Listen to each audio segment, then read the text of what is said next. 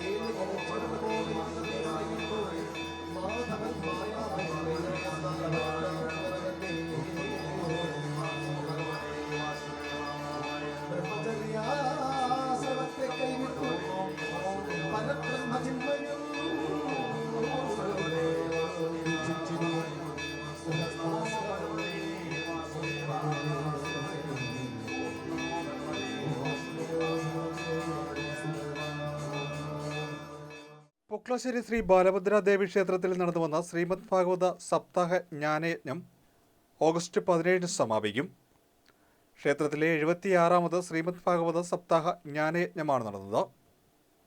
ഇതിന്റെ ഭാഗമായി നടന്ന രുക്മിണി സ്വയംവരം ഭക്തിസാന്ദ്രമായി. ഭാഗവത തിലകം തൈക്കാടുശ്ശേരി വിജയപ്പൻ നായരാണ് യജ്ഞാചാര്യൻ. NSS കരയോഗത്തിൽ നിന്നും ആരംഭിച്ച രുക്മിണി സ്വയംവര ഘോഷയാത്രയിൽ ആയിരങ്ങൾ അണിനിരന്നു. വൈകിട്ട് 5-ന് സർവൈശ്വര്യ പൂജ നടന്നു. ക്ഷേത്രം മേൽശാന്തി ബ്രഹ്മശ്രീ പരമേശ്വര ശർമ്മയുടെ മുഖ്യ കാർമ്മികത്വത്തിലാണ് ചടങ്ങുകൾ നടന്നത്. ദേവസ്വം പ്രസിഡന്റ് സുരേഷ് കുമാർ മാരങ്ങാടിച്ചിറ, സെക്രട്ടറി ചന്ദ്രൻ ബി വേടിയത്ത് എന്നിവർ നേതൃത്വം നൽകി.